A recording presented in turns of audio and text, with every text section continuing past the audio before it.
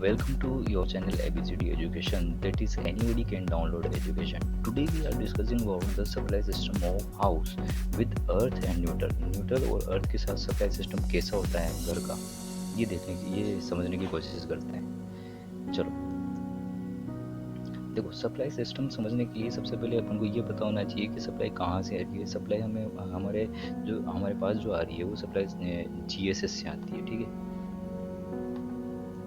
GSS से आती है। तो जीएसएस में एक ट्रांसफार्मर लगा रहता है जो वोल्टेज को स्टेप डाउन कर देता है और स्टेप डाउन करके वो 230 वोल्टेज में कन्वर्ट कर देता है। अब ये जो स्टेप डाउन करने के बाद में जो इसमें वोल्टेज होते हैं ये 3 फेज में होते हैं, आर वाई बी 3 फेज में होते हैं। जो आर फेज का वोल्टेज है वो एक पूरी सोसाइटी को दे दिया जाता है, और जो बी वाई फेज का वोल्टेज है, वाई फेज से जो सप्लाई है वो दूसरी पूरी सोसाइटी को कनेक्ट करती है। इसमें बहुत सारे घर होते हैं। ठीक है, और ऐसे same to same B phase जो है, बी फेज से डायरेक्टली तीसरी सोसाइटी को कनेक्ट कर दिया गया है। तो हम मान लेते हैं कि ये 3 बड़े बड़े घर हैं।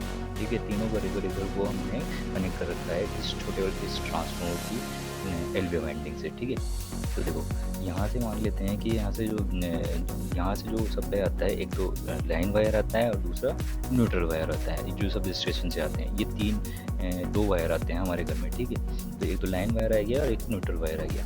तो यहाँ पर जो सप्लाई दी जाती है वो पहले लाइन वायर से दी जाती है और यहाँ से वापस रिटर्न होकर न्यूट्रल में चली जाती है। और दूसरे घर में देखते हैं तो यहाँ से सप्लाई आती है और वापस से वो न्यूट्रल में चली जाती है। और ये यहाँ पर तीसरे घर में जो बी फेज से कनेक्टेड घर है उसमें जो सप्लाई आती है, सप्लाई आके वो न्यूट्रल में चली जाती है। तो इस तरह से मतलब सभी जितने भी घर में सप्लाई है वो जितने भी घरों की सप्लाई है वो डायरेक्टली न्यूट्रल में चली जाती है। तीनों की जो करंट है वो न्यूट्रल में जाती है। तो तीनों की करंट है तो न्यूट्रल में कितनी करंट जाती है वो देख लेते हैं। तो न्यूट्रल में जो करंट जाती है उसको कैलकुलेट करने के लिए हम यहाँ पर जो करंट है मान लेते हैं कि आर फेज से जो करंट पीक करंट जा रही है वो 10 एम्पीयर की जा रही है। तो यहाँ पर जो पहली करंट है वो 10 साइन ओमेगा टी होगी। दूसरी करंट जो है कि जो वाई फेज से करंट जो न्यूट्रल में जा रही होगी वो होगी 10 साइन ओमेगा टी माइनस 120।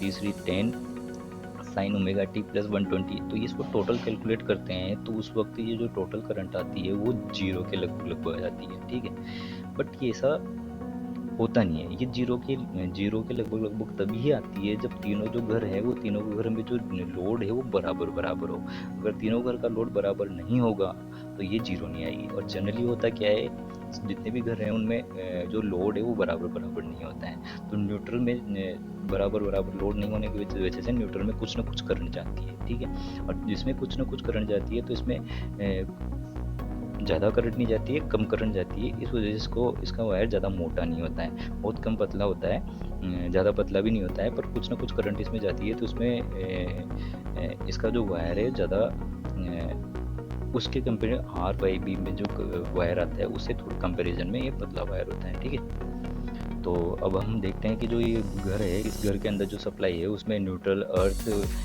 और लाइन वायर जो है वो किस तरह से कनेक्ट करते हैं। देखो सबसे पहले हम देख रहे हैं एक ही फेज ले लेते हैं, आर फेज ले लेते हैं। आर फेज से हम कनेक्ट करते हैं घर के सप्लाई सिस्टम को। तो यहाँ पर जो आर फेज है इससे जो लाइन वायर आता है वो लाइन वायर डायरेक्टली यहाँ पर आ जाता है और यहाँ पर एक स्विच लगा देते हैं। ठीक है, और सेम टू सेम घर वहाँ से सब स्टेशन से एक न्यूट्रल वायर आता है, जो न्यूट्रल वायर से ये न्यूट्रल पॉइंट बन जाता है। ठीक है, हमारे पास 2 टर्मिनल आते हैं, एक तो लाइन वाला आता है, एक न्यूट्रल वाला आता है।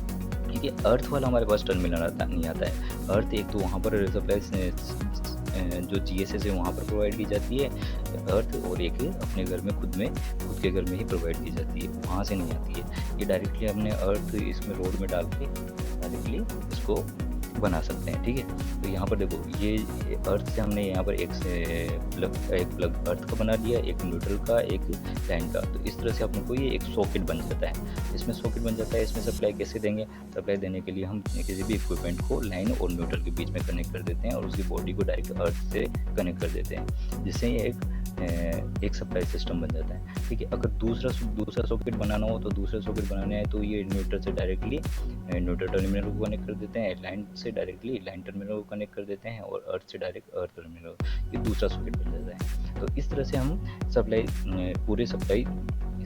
इस तरह से हम अलग अलग घरों को सप्लाई देते हैं। ठीक है, so this is the end of our video. If you like this video then subscribe to my channel, and if